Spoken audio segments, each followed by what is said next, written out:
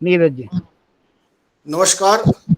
मैं डॉक्टर नीरज दहिया आज के इस कार्यक्रम में आप सभी का हार्दिक स्वागत अभिनंदन करता हूं। लिखावट का ये मंच पूरे देश में बहुत लोकप्रिय है। हमारे मिथिलेश्वर जी बहुत लंबे समय से कविता को जन जन तक पहुंचाने का जो अभियान चालू कर रहे हैं, ये जो किया है, निश्चित रूप से इससे बहुत लाभ हो रहा है। आज के जो हमारे मेहमान कवि हैं वो है संतोष एलेक्स। संतोष एलेक्स जी किसी परिचय पहचान की ऐसी आवश्यकता नहीं है। एक ऐसा नाम है जो पूरे देश में, देश से बाहर भी जाना जाता है। दक्षिण भारत की बात आती है और विशेष रूप से अनुवाद की बात आती है। हमारी जो दक्षिण भारतीय भाषाएं हैं उनको मातृभाषा में ग्रहण करते हुए हिंदी में लाने का एक बहुत बड़ा कार्य जिन लेखक मित्रों ने किया है, उनमें एक बहुत बड़ा नाम है संतोष एलेक्स जी का। मैं इस मंच पर, लिखावट के मंच पर, हमारे सभी मित्रों की ओर से संतोष जी आपका बहुत बहुत स्वागत करता हूं, अभिनंदन आपका। बहुत बहुत शुक्रिया जी। लिखावट का ये जो मंच है, कविता को लेकर एक बहुत बड़ा व्यापक आंदोलन है।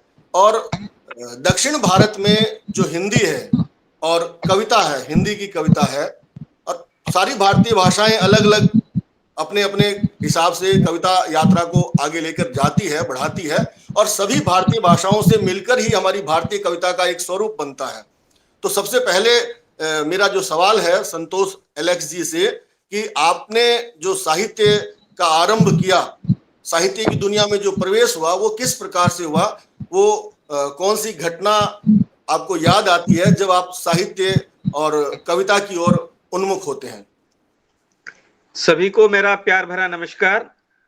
आदरणीय मिथिलेश श्रीवास्तव जी, नीरज दहिया जी और बाकी अन्य साथीगण जो इस कार्यक्रम में जुड़े हुए हैं।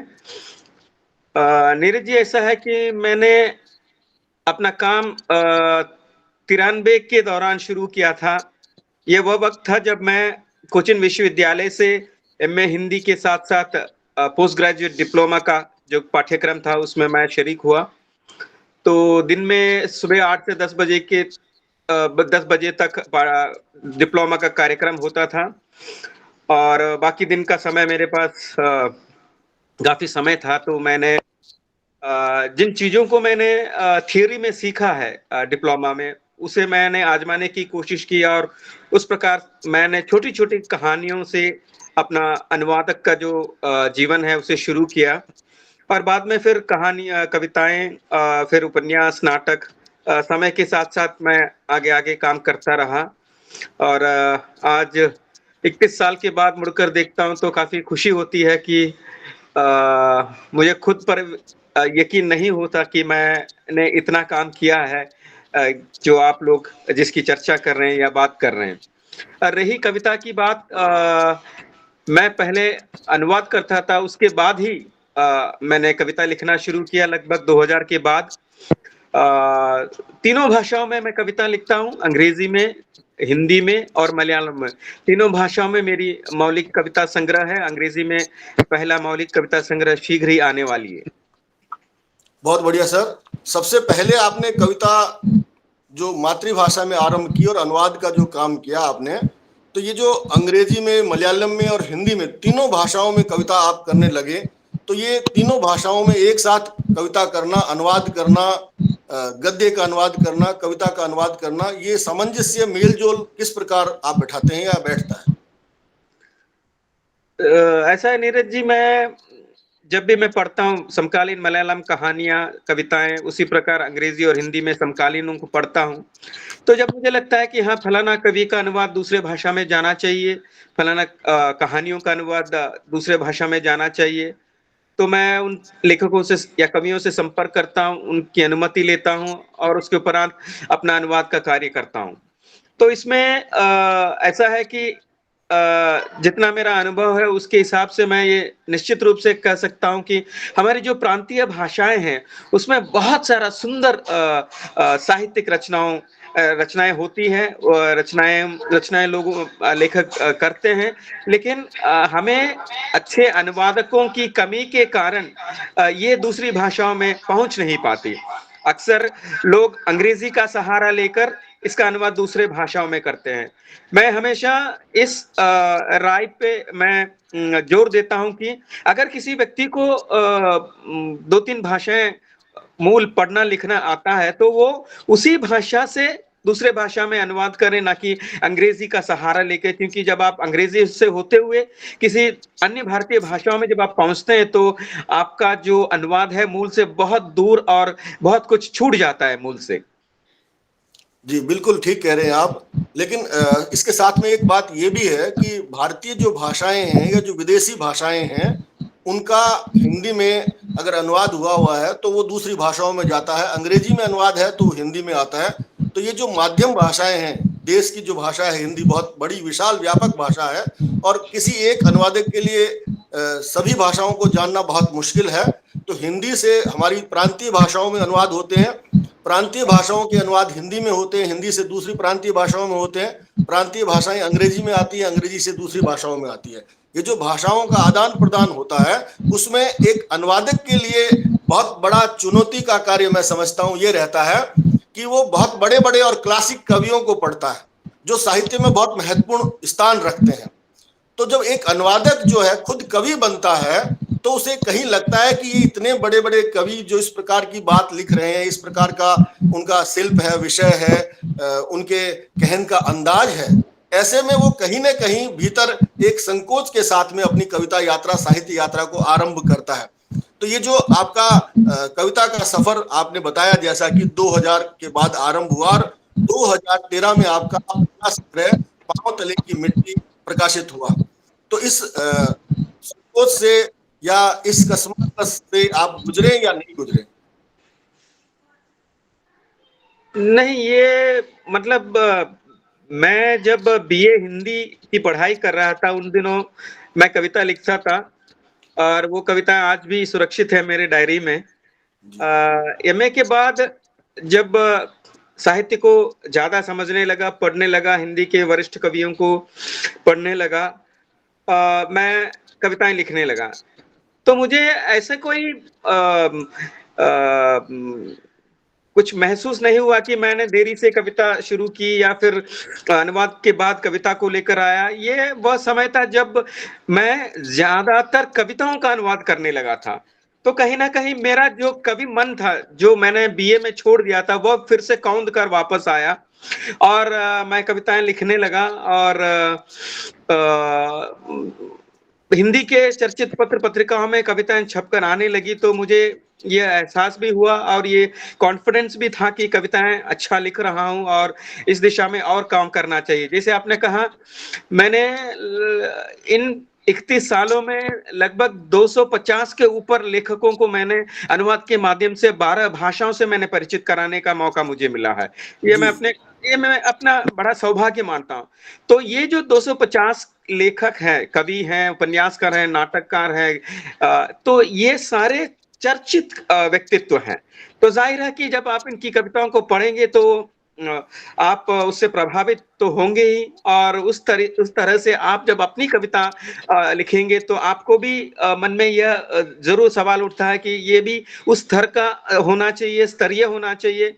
उसमें कविता हो, क्योंकि कविता जैसे आप सब जानते हैं उतना आसान नहीं है कविता लिखना और मेरे लिए ईश्वर का आशीर्वाद है कि अच्छी कविताएँ लिख पाया। लगभग 200 के ऊपर कविताएँ अब तक मैं लिख चुका हूँ हिंदी में, मात्र हिंदी में।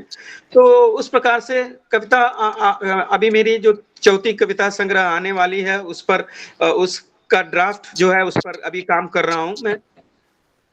जी, जी, बहुत अच्छी बात कही आपने। मैं आपकी कविता पर और कुछ बात करूं, उससे पहले एक बात मैं सोचता हूं हमारे सभी दर्शक और श्रोता और सुधी साहित्यकार भी जानना चाहेंगे कि दक्षिण भारत में जो हिंदी का स्वरूप है, उसको लेकर भिन्न भिन्न राय है और कुछ ये मानते हैं कि हिंदी को जिस ढंग से हिंदी प्रदेश में अपनाया गया है, वैसा दक्षिण भारत में नहीं है। आप दक्षिण भारत में रह रहे हैं, वहां के आपके अनुभव बहुत बड़े हैं और आपने बहुत काम किया है। तो दक्षिण भारत में हिंदी की स्थिति के विषय में आप क्या सोचते हैं? नीरज जी, ऐसा नहीं है। दक्षिण भारत में हिंदी की बहुत ही अच्छी मजबूत स्थिति है। आप देखिए, मैं अगर केरल की बात कर रहा हूँ, केरल में केरल विश्वविद्यालय, कोचीन विश्वविद्यालय, महात्मा गांधी विश्वविद्यालय, कैलिकट विश्वविद्यालय और केरल का जो पहला केंद्रीय विश्वविद्यालय है कासरगोड में, तो 5 विश्वविद्यालय हैं।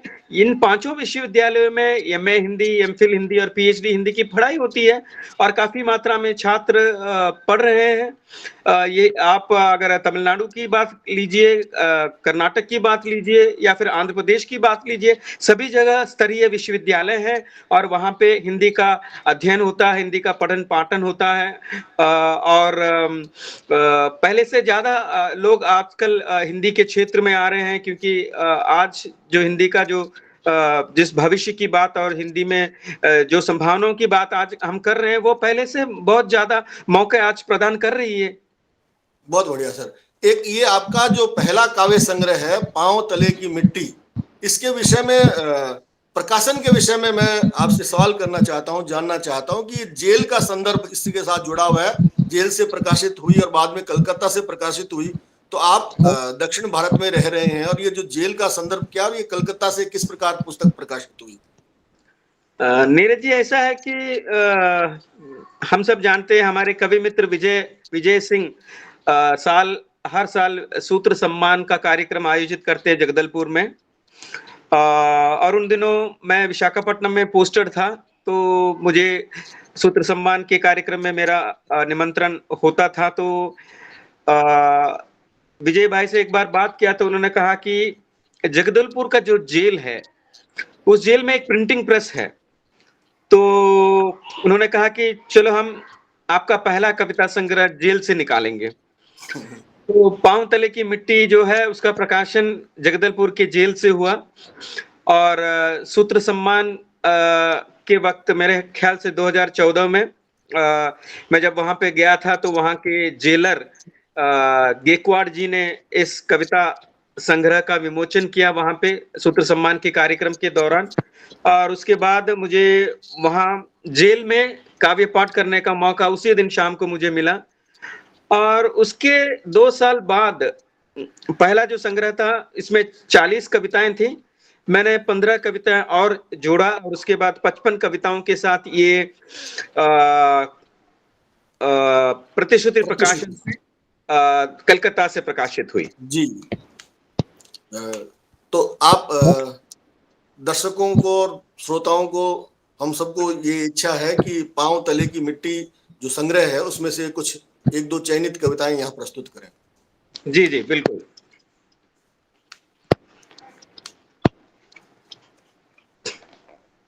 पहला कविता है बौना। बालकनी में बैठकर चुस्की लेते वक्त अचानक नजर पड़ी बोंसाई पर। यूं तो यह आकार में है बौना, मगर है आकर्षक जरूर। 10वीं मंजिल से सामने के घर दिखते हैं बौने। हमारे फ्लैट का चौकीदार है बौना। बौना है उसकी पत्नी, बच्चे व इच्छाएं। आप समझ सकते हैं कि इच्छाओं का बौना होना क्या चीज है।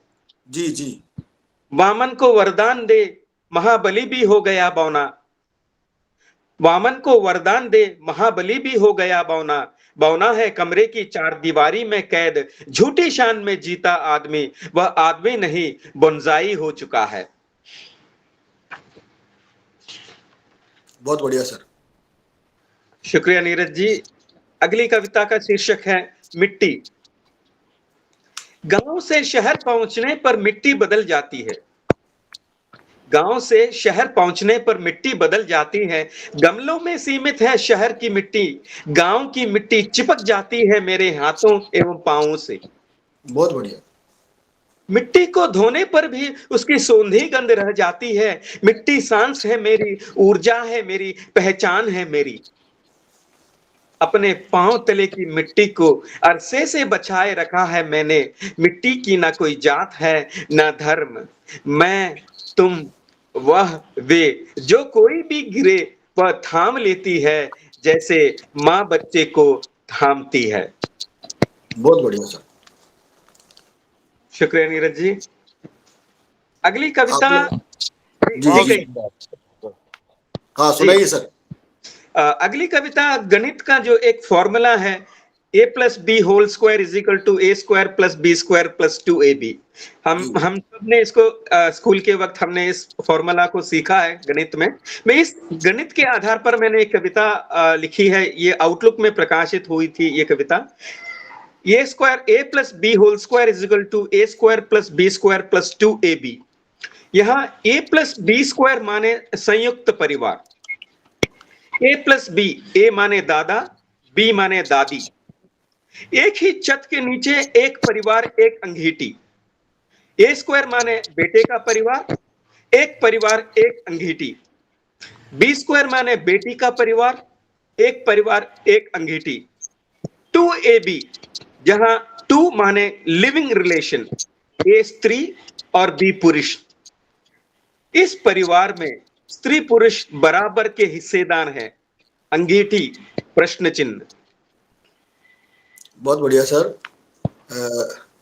कवि जो होता है वो अलग अलग चीजों में, जैसे आपने गणित के सूत्र में इस प्रकार की बात सोची और उसको परिभाषित किया। जी कवि जहां अलग अलग बिंब को, दृश्यों को, अनुभूतियों को लेता है, वहीं जो मनुष्य होते हैं या मनुष्य और जीव जगत है, उसके बीच के जो मौन को भी शब्द देता है। और आपने अपने दूसरे कविता संग्रह का, जो लगभग 3-4 साल बाद प्रकाशित हुआ, हमारे बीच का मौन नाम रखा। ये जो जी मौन आपने नाम रखा, और इसमें बहुत सारी कविताएं हैं जिसमें मैं विशेष रूप से आपसे आग्रह करूंगा, प्रेम विषय की जो कविताएं हैं, प्रेम की तुम्हारी अपनी परिभाषा है जो मेरी परिभाषा से काफी भिन्न है। ये बहुत सुंदर पंक्ति है। हर एक कवि की अपनी अपनी परिभाषा होती है। तो निश्चित रूप से हमारे बीच का मौन संग्रह से कुछ कविताएं और प्रेम की कविताएं हम सुनना चाहेंगे। जी। जिस कविता की आप चर्चा कर रहे हैं वह शीर्षक हमारे बीच का मन, वही कविता उस जी कविता संग्रह की पहली कविता है। कविता इस प्रकार है। प्रेम की तुम्हारी अपनी परिभाषा है जो मेरी परिभाषा से काफी भिन्न है। तुम्हारे अपने तर्क हैं, मेरे अपने। खैर, मैं कुछ कहना नहीं चाहता, कहता भी तो तुम शायद ही सुनती। मैं पूछना चाह रहा था, अब कमर दर्द कैसा है? तुमसे मिलना एक संयोग था, हाथ थामना, साथ जीना, छूट जाना, पुनः तालमेल बैठाना। यहां तक आकर संतुलन बनाए रखना कठिन है। फिसलने का डर रहता है, चोट लगने का भी। हमारे बीच का मौन बहुत खूबसूरत था। तुम्हारा चुप होना महज खामोशी नहीं थी, यह शायद नकली ठहराव था। तुम्हें लगा कि मैं चिढ़ जाऊंगा? तुम मेरी सबसे बड़ी सौगात हो, बिल्कुल जीवन की तरह, जैसे थोड़ा नमक, थोड़ा पानी। बहुत बढ़िया।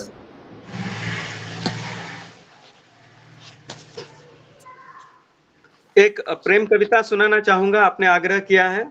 जी राधा और कृष्ण। तुम्हारे आने से मैं खुश हो जाऊंगा, जैसे बारिश के आने पर खुश होते हैं नदी, पोखर, पेड़, पौधे। बहुत बढ़िया। तुम्हारे लिए मैंने घर सजा दिया है, दीवारों पर टांगी है पेंटिंग, खिड़कियों पर लगे हैं पर्दे नए। तुम्हारे लिए संभाल कर रखे हैं तमाम शब्द, जिनका उपयोग किए साल कई बीत गए। तुम्हारे साथ गपशप से जीवंत हो उठेंगे वे, पाएंगे सौंदर्य अपना फिर से।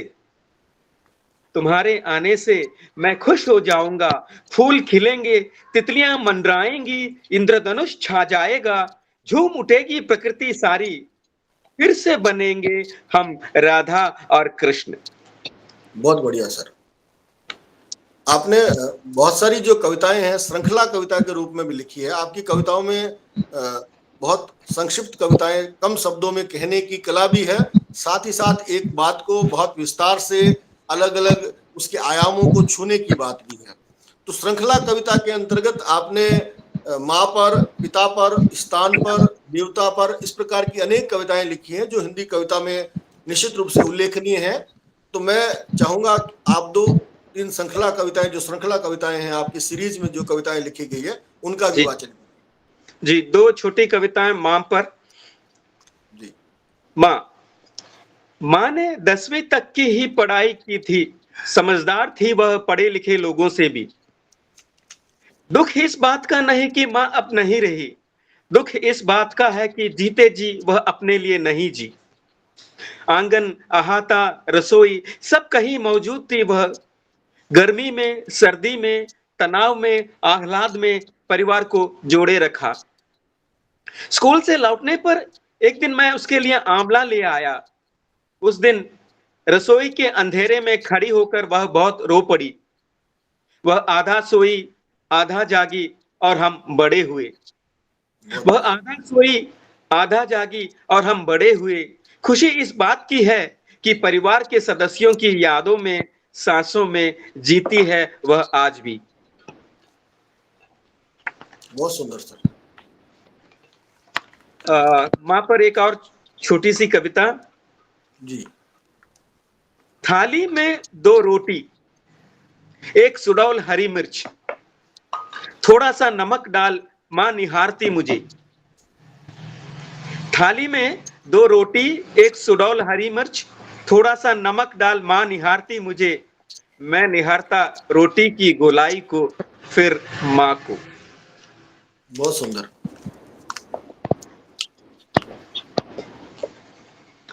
मैं कश्मीर पर एक कविता मेरी है, उसको सुनाना चाहूंगा। जी जी। यह कवि मित्र अग्निशेखर जी के नाम पर समर्पित है ये कविता। जी कश्मीरी सुनाइए। पंडित कश्मीरी पंडित अब कश्मीर में नहीं रहते, वे मिल जाएंगे दिल्ली, इलाहाबाद या गाजियाबाद में। इनकी संपत्ति हड़प ली गई, पुरुषों की हत्या हुई, स्त्रियों का बलात्कार। जो बचे थे उन्हें कश्मीर छोड़ना पड़ा। घाटी में उनके घर की चिमनियों से धुआं उठता था। बच्चे घुमा फिरा करते थे। उड़ रहा है धुआं अब बारूद का, घूम रहे हैं आतंकवादी, घूम रही है टुकड़ी सेना की। ढल झील, चिनार के पेड़, घाटी सब चुप है हवाएं, दिशाएं। बेघर है वे दशकों से, अपना पन झुन ही मनाया जाता है। न हैरत ही उस तरह, इंतजार है नवरेह पर्व पर कश्मीर लौटने का। फिर बनेगी नैनी कलिया, दम आलू, मूजी चेटिन और खीर।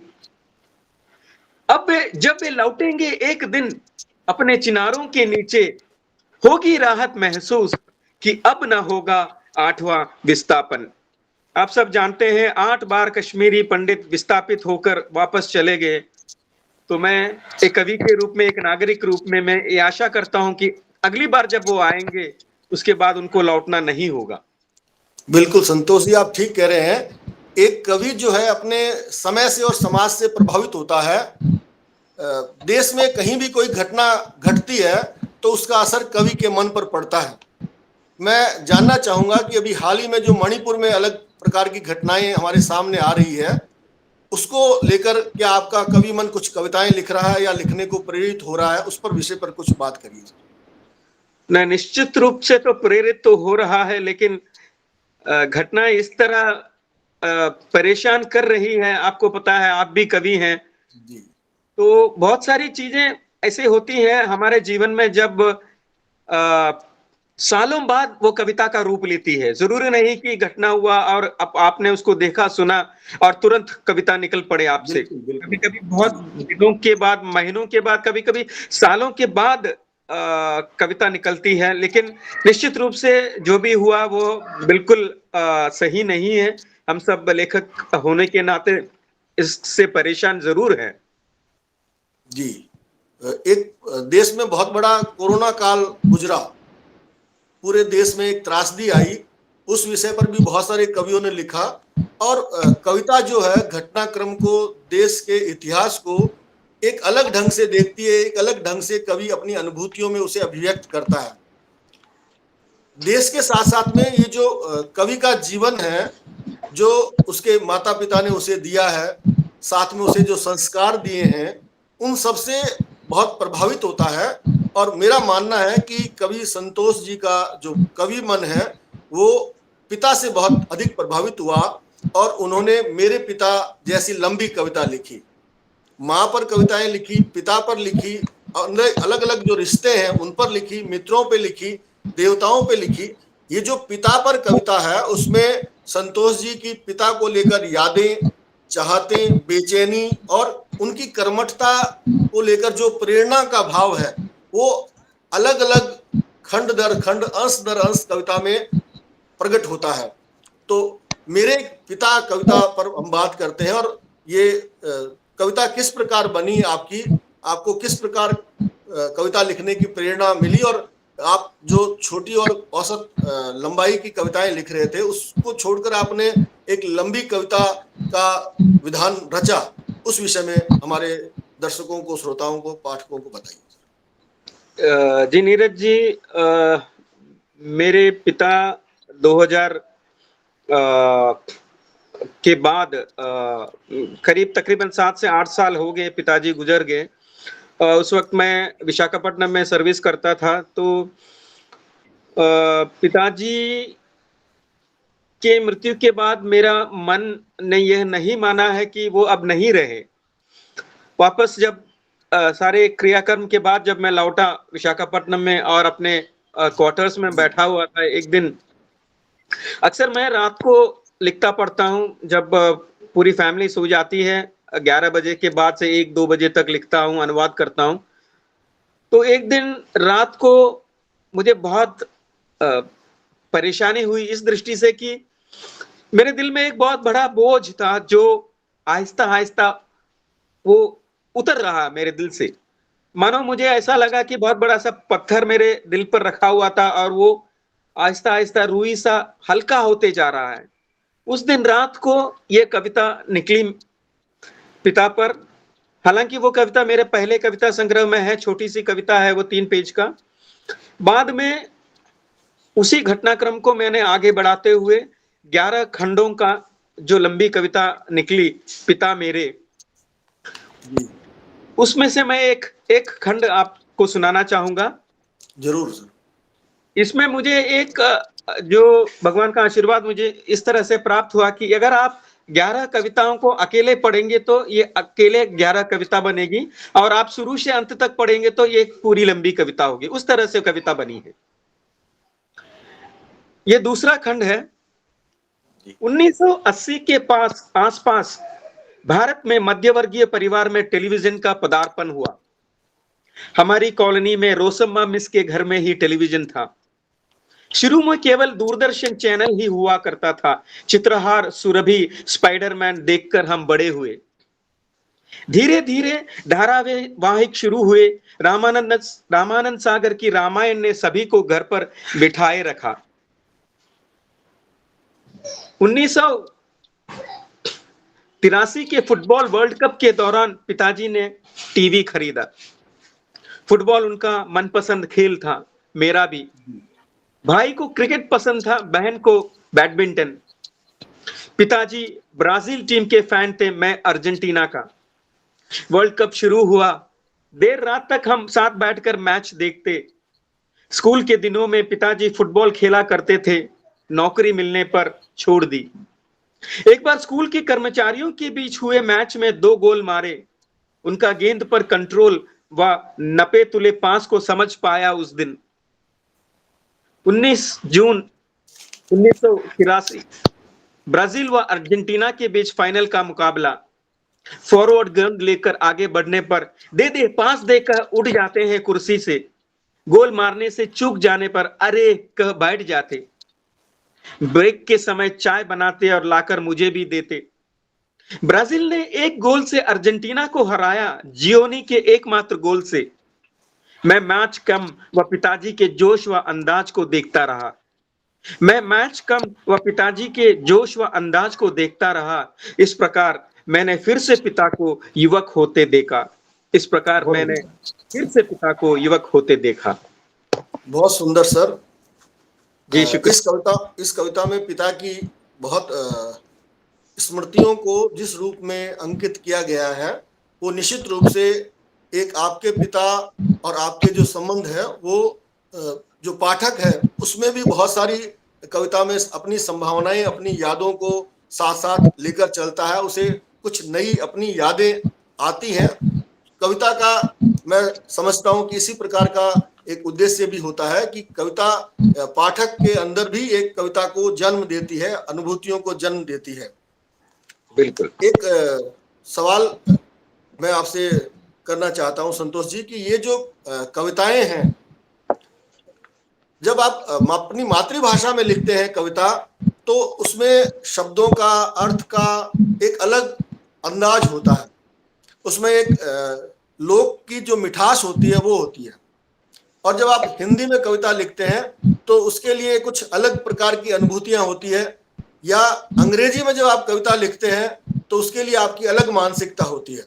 क्योंकि एक कवि आप जब 3 भाषाओं में लिख रहे हैं और तीनों भाषाओं में मौलिक लिख रहे हैं, तो निश्चित रूप से ये सवाल बनता है कि बहुत सारे ऐसे कवि भी हैं, ऐसे रचनाकार हैं जो अपनी मातृभाषा में लिखते हैं और उसी को हिंदी में प्रस्तुत करते हैं और वहां अनुवाद भी नहीं लिखते हैं, अथवा हिंदी में रचना लिखते हैं और उसे अपनी मातृभाषा में लेकर जाते हैं और वहां भी अनुवाद नहीं लिखते हैं। अर्थात दोनों भाषाओं में वो मूल और मौलिक की तरह अपनी रचना को प्रस्तुत करते हैं, जो कि मेरा मानना है कि ठीक नहीं है। रचना हमेशा किसी न किसी एक भाषा में होती है, और कोई मातृभाषा में लिखता है या प्रांतीय भाषा में लिखता है तो ये रचनाकार की कोई कमी या छोटापन नहीं है।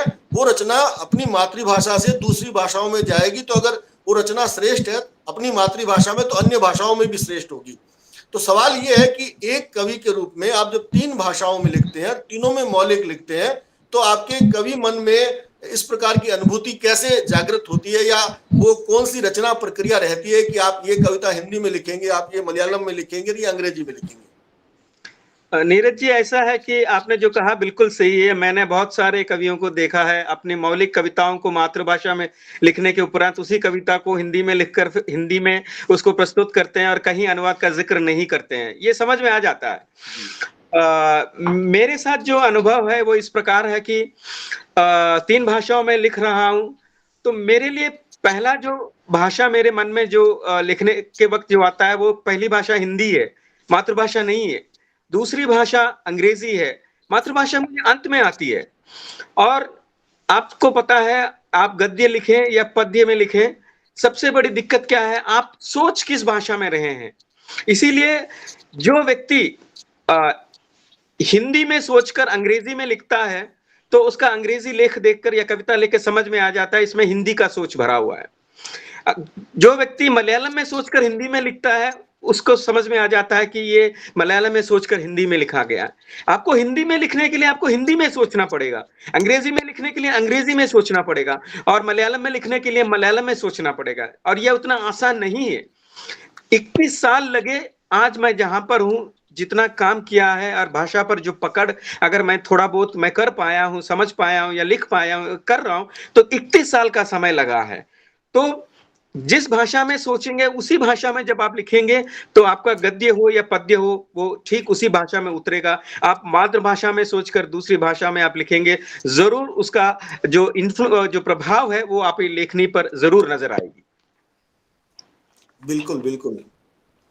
तो आप तीनों भाषाओं में जो लिख रहे हैं, आपके मन स्थिति के अनुसार या आपके ऊपर जो साहित्यिक दबाव रहते हैं या कुछ मानसिक इस प्रकार रचनाशीलता का एक बाहुल्य रहता है, दबाव रहता है, उसके तहत आप अलग अलग भाषाओं में रचनाएं लिखते हैं।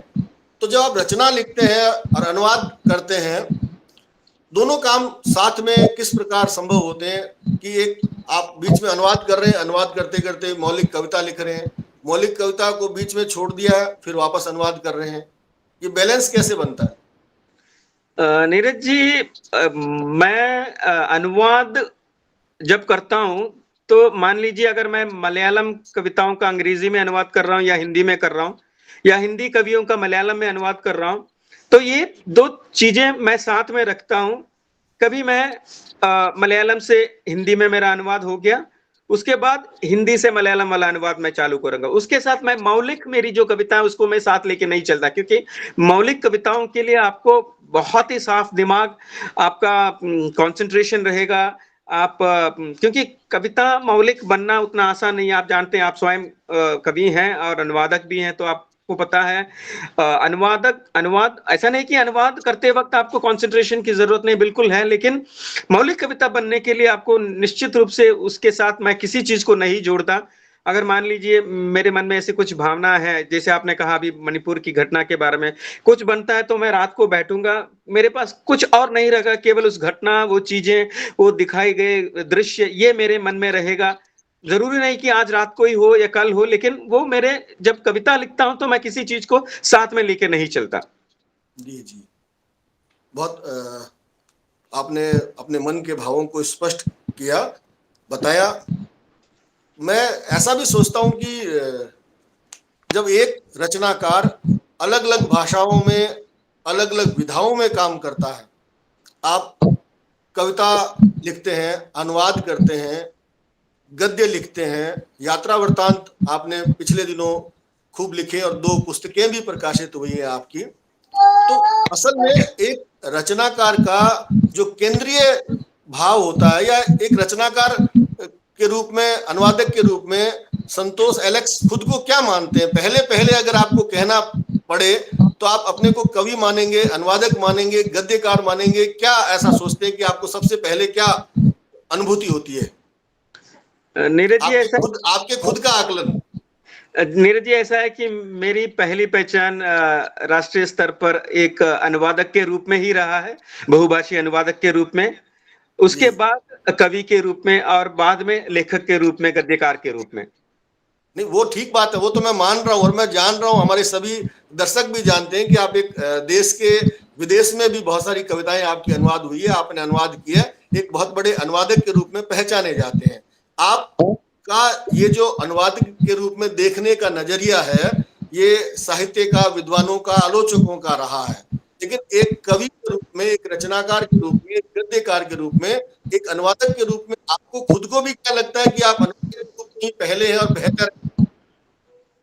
नहीं, मैं पहले अनुवादक के रूप में ही अपने को देखना चाहूंगा, क्योंकि कवि बहुत हैं हमारे साथ, हमारे देश में बहुत कवि है, हमारे देश में कई लेखक हैं, लेकिन हमारे देश में अनुवादकों की बहुत कमी है। बिल्कुल बिल्कुल, अनुवादकों की बहुत बहुत कमी है। और आपने अनुवाद के सिलसिले में जो अध्ययन किया है वो बहुत व्यापक है। आपने विदेशी साहित्य को पढ़ा है, मलयालम, कन्नड़, अंग्रेजी साहित्य को पढ़ा। अंग्रेजी साहित्य विश्व साहित्य का एक द्वार है, और आप उन मातृभाषाओं से जुड़े हैं जो बहुत कम लेखक जुड़े हुए हैं। तो ऐसे में आपके पास में विश्व साहित्य का और भारतीय साहित्य का एक बहुत बड़ा और व्यापक परिदृश्य है, उसको लेकर आपकी समझ है। जब आप एक अनुवाद करने के लिए रचना का चयन करते हैं तो निश्चित रूप से आपके भीतर कहीं ना कहीं एक आलोचक की मेधा भी होती है, जिसके तहत आप चयन करते हैं कि ये रचना अनुवाद होनी चाहिए। तो आप किसी रचना का चयन अनुवाद के लिए करते हैं तो किन किन बातों का विशेष ध्यान रखते हैं? नीरज जी ऐसा है कि अगर आप कविता की बात लें तो आप बड़े बड़े कवियों का नाम ले, ब्रहेट हो, पाब्लो नेरुदा हो, जो भी विदेशी कवियों का बात अगर लें, तो उन कवियों की कविता से उस देश का रिप्रेजेंटेशन आपको मिल जाता है, उस कवि का परिदृश्य, उस कवि का रहन सहन, भाषा, संस्कार उनकी कविताओं से हमें समझ में आती है। लेकिन आप अगर भारत की बात आप कहें तो इतनी सारी भाषाएं, इतनी सारे लेखक हैं, तो आपको फलाना लेखक भारत का रिप्रेजेंटेटिव है ये आप नहीं कह सकते। ये बहुत बड़ी चुनौती है अनुवादक के साथ। आप जब विदेशी भाषा से भारतीय भाषा में अनुवाद करेंगे या हिंदी में करेंगे तो ये चिंता नहीं है, लेकिन आप जब भारतीय भाषाओं की कवियों को या लेखकों को आप विदेशी भाषाओं में जब प्रस्तुत करेंगे तो ये एक चिंता की बात है कि ये रिप्रेजेंटेशन कहां से होता है। तो वहां पे वो तमिल भाषी हो जाता है, कन्नड़ भाषी हो जाता है, हिंदी भाषी हो जाता है, क्योंकि प्रांत अलग अलग है, भाषाएं अलग अलग है, वेशभूषाएं अलग अलग हैं, संवेदनाएं जुड़ती हैं। बिल्कुल बिल्कुल। एक अनुवादक के लिए कठिन होता है कि हर एक भाषा में जो भाषा का अपना मुहावरा होता है, जिसे आप हिंदी और अंग्रेजी में लेके जाते हैं, तो निश्चित रूप से बहुत चुनौतियां रहती है। और मैं ऐसा व्यक्तिगत रूप से मानता हूं कि हर एक रचना का अनुवाद नहीं हो सकता है। तो हर एक रचना का जब अनुवाद नहीं हो सकता है, तो निश्चित रूप से उस रचनाकार की उस रचना को हमें चयन करना पड़ता है जो सहजता से, सरलता से अनुवाद हो, साथ में उसमें जो भाव अभिव्यक्त किए गए हैं और वो जिस भाषा में जा रही है, उस भाषा की जो पृष्ठभूमि है उसको भी वो कुछ गुणात्मक रूप से उसमें वृद्धि दे, उसमें कुछ योगदान करे। तो क्या आप मानते हैं कि हर एक रचना का अनुवाद दूसरी भाषा में किया जा सकता है या नहीं किया जा सकता?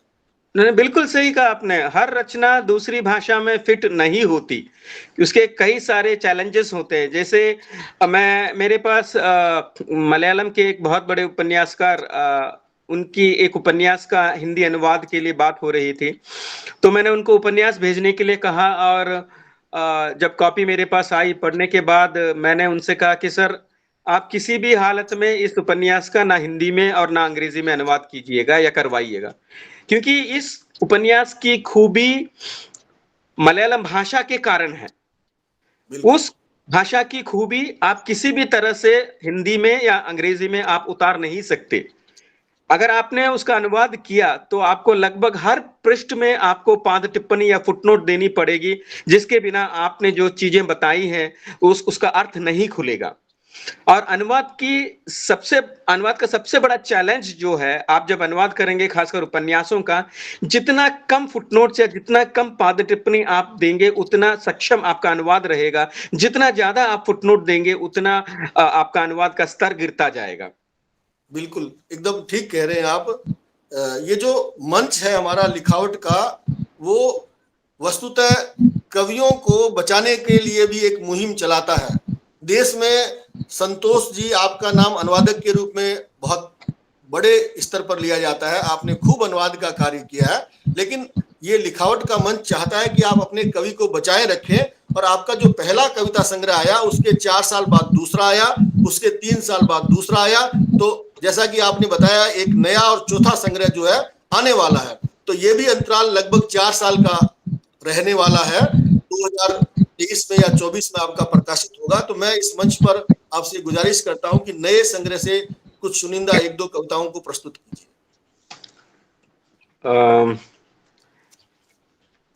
यह भी कश्मीर के हालातों पर ही है एक कविता।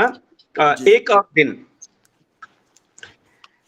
डाकिया खत लाया है जहां अब कोई नहीं रहता। डाकिया खत लाया है जहां अब कोई नहीं रहता। बगल के घरों में माएं सूर्यास्त के बाद भी इंतजार में बैठी है, खोए बेटों के लौटने की आस में। घूंघट में पत्नी इंतजार कर रही है पति का। मां और बहनों को खोने का गम आज भी है। गलियों में खेलते भाइयों की यादें आ रही है बार बार। हमारे घर अब घर नहीं रहे। रात को मोमबत्तियों का सहारा मिला। सुबह गोलाबारी की आवाज ने जगाया हमें। बावजूद इसके हमने पूजा की। एक और दिन मांगा ईश्वर से, इस उम्मीद में कि फिर से शिकारा सैलानियों से भर जाए। चाचा खोवा बनाए और लौट आए कबूतर हजरत बल के प्रांगण में। बहुत बढ़िया। एक बहुत ही छोटी सी कविता। ये हालांकि पहला संग्रह से है। ये मेरी बहुत ही पसंदीदा कविताओं में से एक है। केवल 6 पंक्तियां हैं।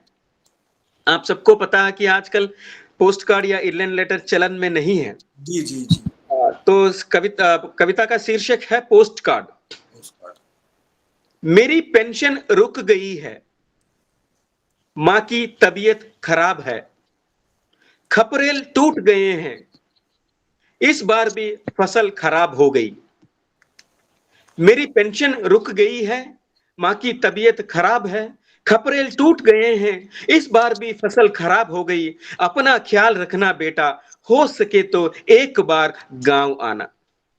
बहुत बढ़िया, बहुत बढ़िया। हो सके तो एक बार गांव आना।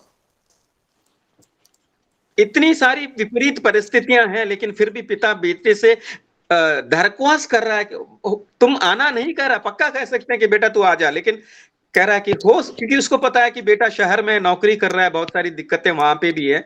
अपनी परेशानियां जी बोलने के बाद भी अंत में केवल दरख्वास्त करता है कि बेटा हो सके तो एक बार गांव आना। बिल्कुल बिल्कुल, बहुत बढ़िया। आपने सुंदर भावनाओं को इस कविता में पिरोया है, और ये जो संवेदनशीलता है उसे बचाए रखना है।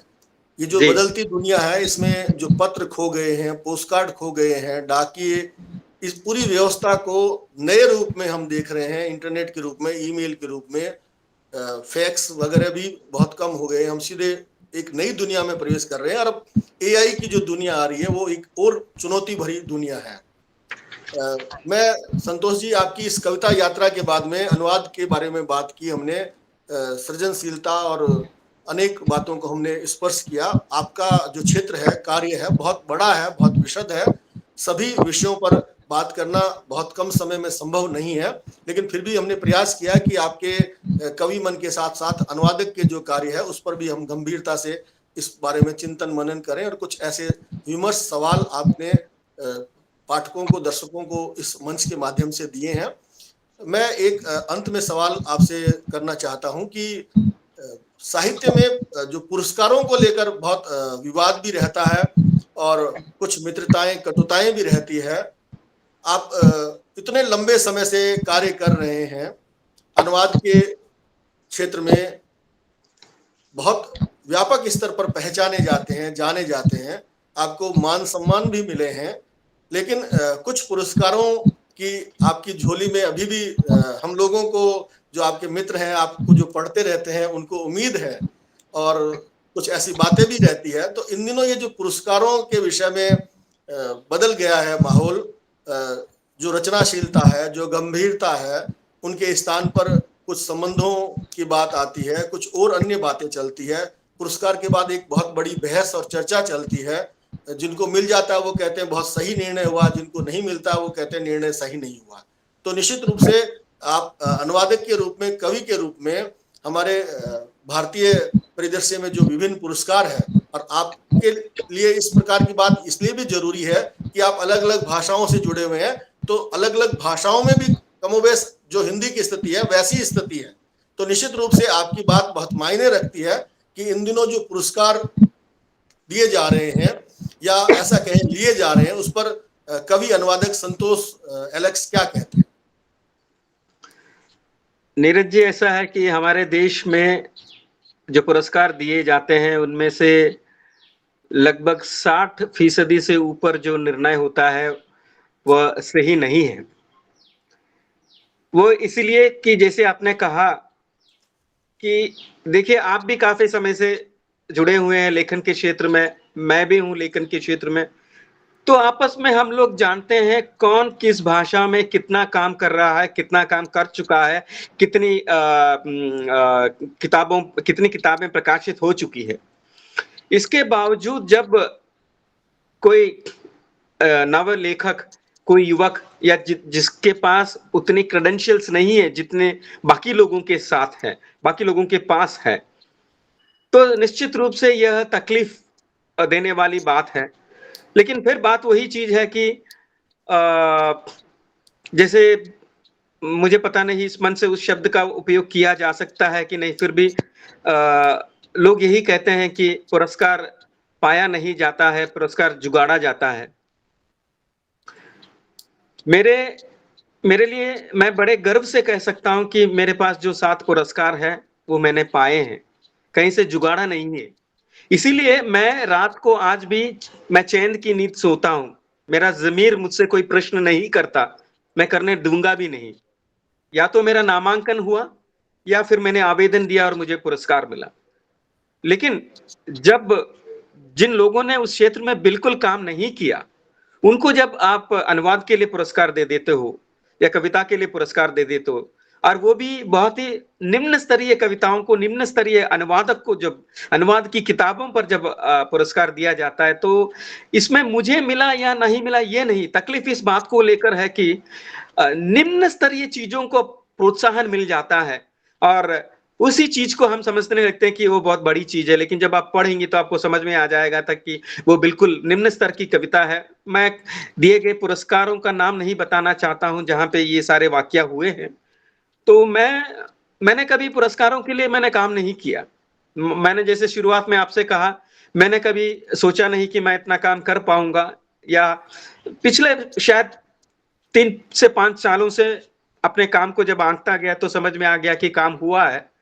वरना मुझे भी उतना ये आइडिया नहीं था कि काम इतनी विपुल मात्रा में मैं कर चुका हूँ, और ख़ासकर जो कोरोना की बात जो आपने कही, जी कोरोना बहुत लोगों के लिए कोरोना आराम का समय था, एंटरटेनमेंट का समय था, मौज-मस्ती का समय था। मेरे लिए कोरोना काम का समय था। मैंने 2 कोरोना में लगभग मेरी 18 से ऊपर किताबें प्रकाशित हुई, 2 कोरोना में। इसीलिए नहीं कि मैंने उस समय 18 किताबें लिखी, नहीं, उससे पहले लिखे गए जो ड्राफ्ट थे, कोरोना के समय में मैंने उसका सदुपयोग किया, ड्राफ्ट पूरा किया, मैन्युस्क्रिप्ट तैयार हुआ और प्रकाशक को भेजा, और सौभाग्य की बात रही कि एक के बाद एक किताबें आने लगी। और जैसे एक और मैं बात आपसे कहना चाहूँगा इस पटल से कि जहाँ आपने कहा कि जहाँ पुरस्कार मिलना चाहिए था, नहीं हुआ, तो मैंने उसका जवाब नए किताब के रूप में दिया। तो आप समझ सकते हैं कि अब इतनी किताबें कैसे बनी मेरी। बिल्कुल बिल्कुल, बहुत बहुत सुंदर बात है, ये सकारात्मकता है। और जैसा कि मैंने कहा कि आपका अनुवादक बचा रहे, उसके साथ साथ में आपका कवि बचा रहे। हम इस मंच पर, लिखावट के मंच पर, कवि संतोष जी से बात कर रहे हैं। संतोष एलेक्स हिंदी के महत्वपूर्ण कवि के रूप में भारतीय भाषाओं में जाने जाएं। अंग्रेजी और दूसरी भाषाओं में जो आप काम कर रहे हैं निश्चित रूप से वंदनीय है। इस कार्यक्रम के अंत में मैं आपसे गुजारिश करूंगा कि एक छोटी सी कविता से अंत करते हैं हम। आप कोई अपनी पसंद की एक छोटी सी रचना कविता पाठ के रूप में पढ़ें। जी, जी। कविता का शीर्षक है जरूरत। मेरी कुछ जरूरतें हैं, तुम उनमें से एक हो। तुम्हारी कुछ जरूरतें हैं, मैं उनमें से एक हूं, यह तुम्हें बताना है। माँ की कुछ जरूरतें हैं, मैं उनमें एक हूं, तुम उनमें एक हो, यह बताना माँ को है। बेटी की कुछ जरूरतें हैं, बेटे की भी जरूरतें हैं कुछ। इनकी जरूरत तुम्हारी और माँ की जरूरतों से भिन्न है। पड़ोसी की भी अपनी जरूरतें हैं, मसलन गैस बुक करने के बाद समय पर सिलेंडर ना मिलने पर बिना संकोच के खटखटाते हैं दरवाजे हमारे। मेरी कुछ जरूरतें हैं, तुम सब न सब कहीं ना कहीं जरूरत से ज्यादा जरूरी हो मेरे लिए, और मैं पूरा और भरा होता हूं। मेरी कुछ जरूरतें हैं, तुम सब कहीं ना कहीं जरूरत से ज्यादा जरूरी हो मेरे लिए, और मैं पूरा और भरा होता हूं। इस मंच से मैं आदरणीय मिथिलेश श्रीवास्तव जी का शुक्रिया अदा करना चाहता हूं, और मॉडरेटर के रूप में हमारे अग्रज नीरज दहिया जी ने मेरा साथ दिया, उनको भी मैं तहे दिल से शुक्रिया अदा करता हूं। और इस लाइव को, इस गूगल के मीट के माध्यम से जितने भी अन्य लोग इस कार्यक्रम को सुने, इसमें भागीदारी शामिल हुए, उन सभी को मैं शुक्रिया अदा करता हूं। धन्यवाद जी, बहुत बहुत आभार संतोष एलेक्स जी। मैं लिखावट के मंच से आपका बहुत आभार ज्ञापित करता हूं। साथ ही साथ मुझे आज के इस कार्यक्रम में यह अवसर प्रदान करने के लिए आदरणीय श्रीवास्तव जी का बहुत बहुत आभारी हूं। धन्यवाद सर।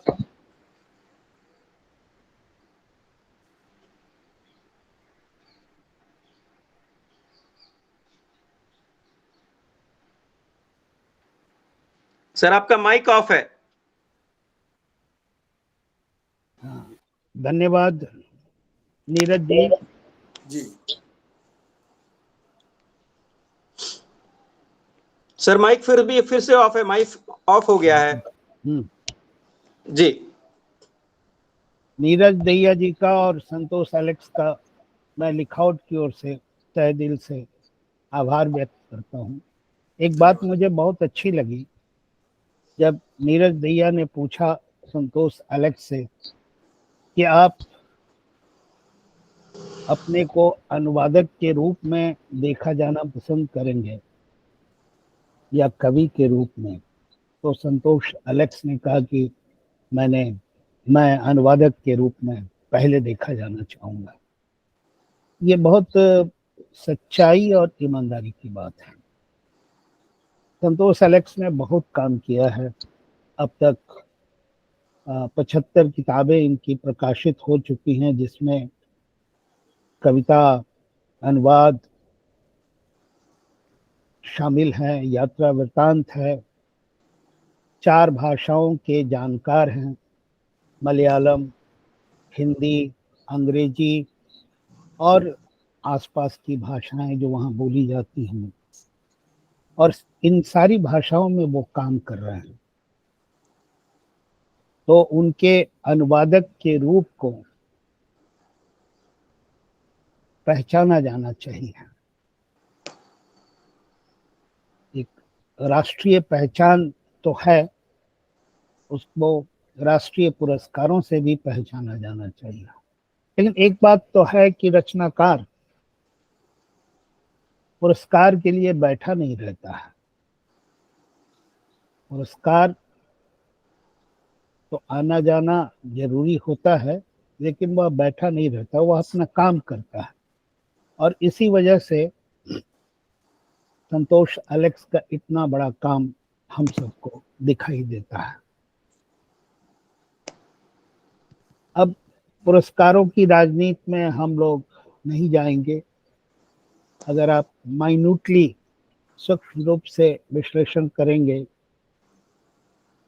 तो कहीं कहीं किसी पुरस्कार पर उत्तर भारत हावी है, किसी पुरस्कार पर ब्राह्मणवाद हावी है, किसी पुरस्कार पर एलिट, लिटरेचर के एलिट उस पर हावी हैं। तो इस तरह से कई तरह के परिदृश्य आपको दिखाई देने लगेंगे। तो ये जो हावी हैं लोग, ये जो जाति हावी है, जो उत्तर हावी है, जो एलिट हावी हैं, इनका टूटना जरूरी है। और इसी के बरक्स, इसी के खिलाफ लिखावट अपना काम करता है। तो लिखावट की कोशिश रहती है कि इस तरह के मुद्दों पर बहस भी हो और रचनाएं भी लोगों के बीच आए जाएं। जब तक एक्सचेंज नहीं होंगी रचनाएं, असल पुरस्कार तो दरअसल जनता, लोग हैं जो आपका नाम जानते हैं, आपकी रचनाएं जानते हैं, आपकी कविता पढ़ते हैं। और इस मामले में संतोष एलेक्स भाग्यशाली हैं कि आज उनको पूरा हिंदुस्तान जानता है। हिंदी में ही नहीं, अनेक भाषाओं में उनका नाम लिया जा रहा है, लिया जाता रहेगा। तो मैं इन्हीं शब्दों के साथ आज सभी उपस्थित श्रोताओं, दर्शकों, रचनाकारों का आभार व्यक्त करता हूं। और यह कार्यक्रम YouTube पर भी रहेगा। तो आप लोग जब वीडियो आ जाएगा तो इसे आप लोग अपने अपने मित्रों को व्हाट्सएप ग्रुप्स पर भी आप जरूर भेजें, उनकी प्रतिक्रियाएं लें। तो इन्हीं शब्दों के साथ मैं रिकॉर्डिंग ऑफ करना चाहता हूं। ठीक है सर, बहुत बहुत धन्यवाद सर, आभार। धन्यवाद सर, आभार। Thank you.